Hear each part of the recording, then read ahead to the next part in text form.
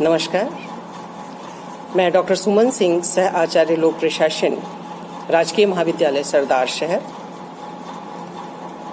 आप सभी का इस YouTube चैनल पर मैं स्वागत करती हूँ। आज का अपना इस YouTube चैनल में आज का जो विषय है वो है लोक कल्याणकारी राज्य की अवधारणा, जो कि BA पार्ट 2 के फर्स्ट पेपर में पढ़ाया जाता है। उसी पर आज का ये मेरा डिस्कशन होगा, इस पर लेक्चर होगा। तो जैसे कि हम इसके नाम से ही जानते हैं कि लोक कल्याणकारी राज्य, लोक कल्याणकारी राज्य क्या है?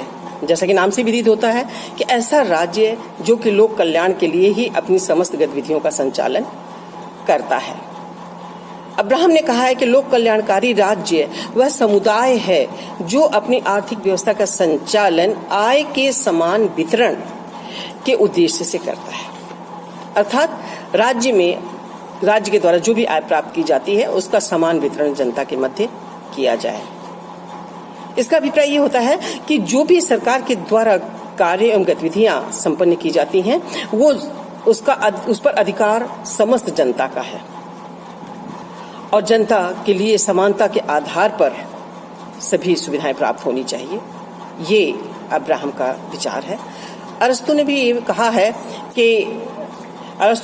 है कि राज्य जीवन के लिए अस्तित्व में आया और सद जीवन के लिए अस्तित्व में बना हुआ है। अर्थात राज्य की जो व्यवस्थाएं की गई हैं वो इसलिए की गई हैं कि एक व्यक्ति को ऐसी सुरक्षा एवं संरक्षा प्रदान की जाए कि वो अपना विकास कर सके, उसे ऐसा पर्यावरण उपलब्ध करवाया जाए जिसमें कि वो अपना चहुमुखी विकास कर सके। तो आज के इस जो लोक कल्याणकारी राज्य की अवधारणा की बात मैं कह रही हूँ, तो इसके उदय के कारण क्या क्या रहे हैं उस पर मैं थोड़ा सा बिंदुवार बताने का प्रयास करूंगी।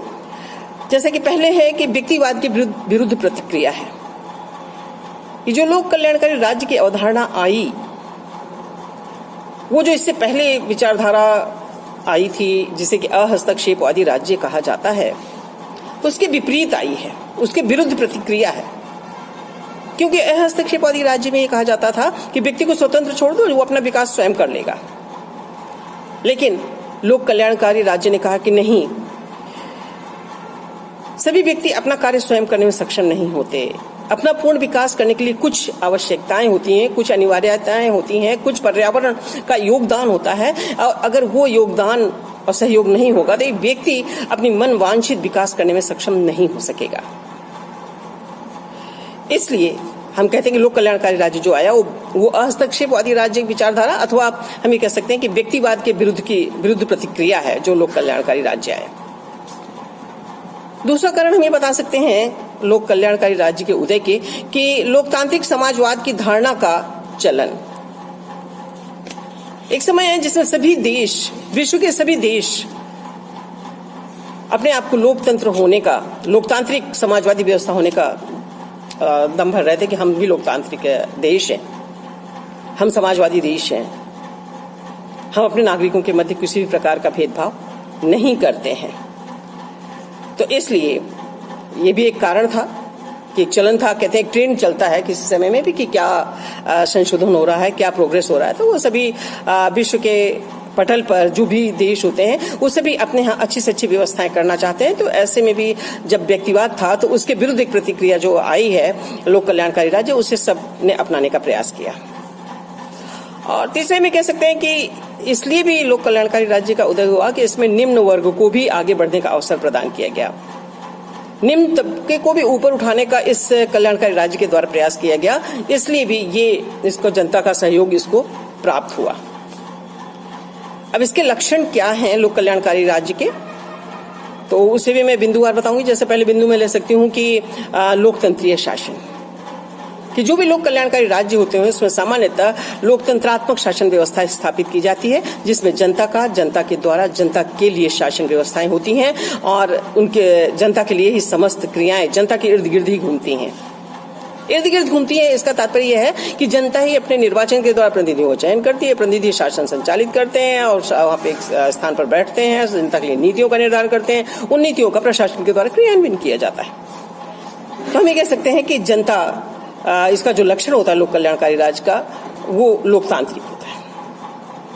दूसरा लक्षण बता सकते हैं कि सामाजिक न्याय की भावना से लोक कल्याणकारी राज्य स्थापित किए जाते हैं, जिसमें ये देखा जाता है कि जो भी राज्य हैं, देश है, उसमें विभिन्न व्यक्तियों को समानता के आधार पर न्याय प्रदान किया जाए। न्यायिक व्यवस्था ऐसी हो जिसमें कि समाज का उच्च वर्ग और समाज का निम्न वर्ग दोनों समान हो। अगर एक समान अपराध के लिए उनको एक समान रूप से उनके लिए दंड की व्यवस्था होती है।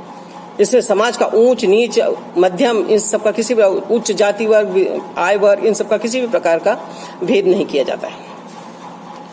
नेक्स्ट बताते हैं कि सामाजिक सुरक्षा, लोक कल्याणकारी राज्य जो भी होते हैं उसमें सामाजिक सुरक्षा प्रदान की जाती है। जो एक व्यक्ति होता है वो शांति के साथ अपने विकास के लिए कार्य करता है, अपना अध्ययन करता है, अपने विकास के विभिन्न चरणों को पूरा जीवन तय करता रहता है, अपने निर्धारित लक्ष्यों को अपने हिसाब से प्राप्त करने का प्रयास करता है। क्यों? क्योंकि उसे राज्य के द्वारा सुरक्षा प्रदान की जाती है। जब एक व्यक्ति सुरक्षित अनुभव करता है तभी वो अपना मनचाहा विकास कर सकता है। इसलिए सामाजिक सुरक्षा की भावना भी देखने में मिलती है लोक कल्याणकारी राज्य में। और अगला लक्षण मैं बता सकती हूं कि न्यूनतम जीवन स्तर की गारंटी। न्यूनतम जीवन स्तर की गारंटी क्या होती है? वो होती है जैसे एक व्यक्ति को खाने के लिए भोजन चाहिए, उसको तन ढकने के लिए वस्त्र चाहिए और सिर को छुपाने के लिए उसे एक आसरा चाहिए, एक ठिकाना चाहिए, घर चाहिए। तो ये जो न्यूनतम आवश्यकताएं होती हैं वो सरकार के द्वारा उपलब्ध करवाने का प्रयास किया जाता है लोक कल्याणकारी राज्य में। उसमें देखा जाता है कि कोई भी व्यक्ति भूखा न मरे, कोई भी व्यक्ति बिना वस्त्र का ना हो, और कोई ऐसा ना हो जिसके ऊपर जिसके पास आसरा ना हो। इन सब की व्यवस्था करने का जो दायित्व होता है वो लोक कल्याणकारी राज्य का ही होता है। और अगली विशेषता होती है लोक कल्याणकारी राज्य की, समाज सेवी राज्य होता है। समाज के लिए विभिन्न प्रकार की सेवाएं उपलब्ध कराता है, जैसे चिकित्सा सुविधा उपलब्ध करवाना, किसी के पास चिकित्सा सेवा उपलब्ध करवाना, शिक्षा की व्यवस्था करवाना। हम देखते हैं शिक्षा के लिए प्राइमरी लेवल से लेकर के पूरा हायर एजुकेशन तक सरकार के द्वारा संस्थाएं स्थापित की जाती हैं। उनमें ऐसे तबके जिनके पास के फीस के लिए पैसे नहीं है, पुस्तकों के लिए पैसे नहीं है, फिर भी उनके लिए सरकार के द्वारा शिक्षा व्यवस्था की जाती है। समाज के लिए ऐसे व्यक्ति जिनके पास खाने के लिए रोटी नहीं, उनको रोटी मुहैया करवाने का भी कार्य सरकार द्वारा किया जाता है। तो चिकित्सा हो गया, शिक्षा हो गया, आवास हो गया, इस तरह की जो न्यूनतम आवश्यकताएं हैं उन सभी की पूर्ति सरकार के द्वारा की जाती है। रोजगार उपलब्ध करवाया जाता है जिससे कि व्यक्ति रोजगार करके अपने श्रम से अपने जीवन स्तर को ऊंचा भी उठा सके। इस तरह समाज सेवा से संबंधित बहुत सारे कार्य किए जाते हैं। और नेक्स्ट जो बताया कि आर्थिक नियंत्रण की व्यवस्था सरकार के द्वारा जो लोक कल्याणकारी राज्य होते हैं उसमें नियंत्रण, जो आर्थिक रूप से नियंत्रण की व्यवस्था विभिन्न करों के माध्यम से निर्धारित की जाती है। सरकार जो ज्यादा आय प्राप्त व्यक्ति हैं उनसे करों के माध्यम से धनराशि प्राप्त करती है और उस प्राप्त धनराशि से जनसेवा से संबंधित कार्यों को करती है। तो और अगला जो मैं इसमें बता सकती हूँ कि क्या लक्षण पाए जाते हैं कि व्यक्तिवाद तथा समाजवाद का मध्य मार्ग। लोक कल्याणकारी राज्य एक ऐसा राज्य में है जिसमें न तो ये हस्तक्षेपवादी राज्य जिसमें माना जाता है कि व्यक्ति को स्वतंत्र छोड़ दो, वो अपना विकास स्वयं कर लेगा, उसको किसी भी प्रकार से उसके जीवन में हस्तक्षेप नहीं करना चाहिए। एक तो ये, और दूसरी तरफ जो समाजवादी राज्य है उसमें ये कहते हैं कि सभी को अवसर की समानता दी जाएगी और आय के साधनों को सबका समान वितरण किया जाएगा। तो समान वितरण किया जाएगा, इसका तात्पर्य ये कि जो भी आय प्राप्त होगी, चाहे वो छोटा है, चाहे बड़ा है, चाहे उच्च पदों के उत्तरदायित्व को निर्वहन कर रहा है, चाहे निम्न पद के उत्तरदायित्व को निर्वहन कर रहा है, उसमें आय का जो है समान वितरण किया जाएगा। तो उन दोनों के बीच की स्थिति है लोक कल्याणकारी राज्य, जिसमें एक समान कार्य के लिए समान वेतन है लेकिन आय के साधनों पे सभी का समान वितरण नहीं है। जिसमें जैसी योग्यता, दक्षता और जिस प्रकार के उत्तरदायित्वों का निर्वहन कर रहा है उसके अनुसार आय के साधनों का विभाजन किया जाता है, वितरण किया जाता है। तो इस तरह से हम कह सकते हैं कि व्यक्तिवाद और समाजवाद दोनों के बीच का एक मध्यम मार्ग है लोक कल्याणकारी राज्य। अब यहाँ पे कुछ हम ऐसे बिंदुओं का भी वर्णन करना चाहेंगे जो कि हम ये कह सकते हैं कि लोक कल्याणकारी राज्य के कार्य क्या क्या है। तो लोक कल्याणकारी राज्य एक तो समाज में सुधार से संबंधित कार्य करता है। जैसे समाज में बहुत सारी बुराइयां हैं, दहेज प्रथा है और विधवा विवाह को प्रोत्साहित करना है और दहेज प्रथा को बंद करना है, मृत्यु भोज को बंद करना है और इस तरह की कई समाज में जो गतिविधियां पाई जाती हैं उनको समाप्त करके, और जैसे बालिकाओं को पहले ये देखा जाता है कि पहले उनको शिक्षा के लिए इतना ज्यादा जागरूकता नहीं थी। बालिकाओं के लिए कहा जाता था कि अरे उन्हें तो दूसरे घर जाना है, ठीक है, अगला कमाएगा और खिलाएगा। लेकिन इन सब व्यवस्थाओं को बदलने का कार्य जो है इस कल्याणकारी राज्य के द्वारा किया जाता है। दूसरा जो कार्य किया जाता है कल्याणकारी राज्य द्वारा वो है श्रम का नियमन।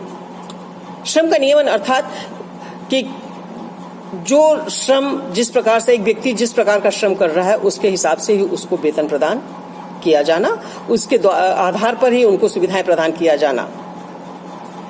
और नेक्स्ट हम ये कह सकते हैं कि लोक कल्याणकारी राज्य कृषि, उद्योग और व्यापार का भी नियमन करती है, जिससे कि सभी अपना व्यवसाय और कृषि निरंतर रूप से, अबाध रूप से संचालित करते रहें।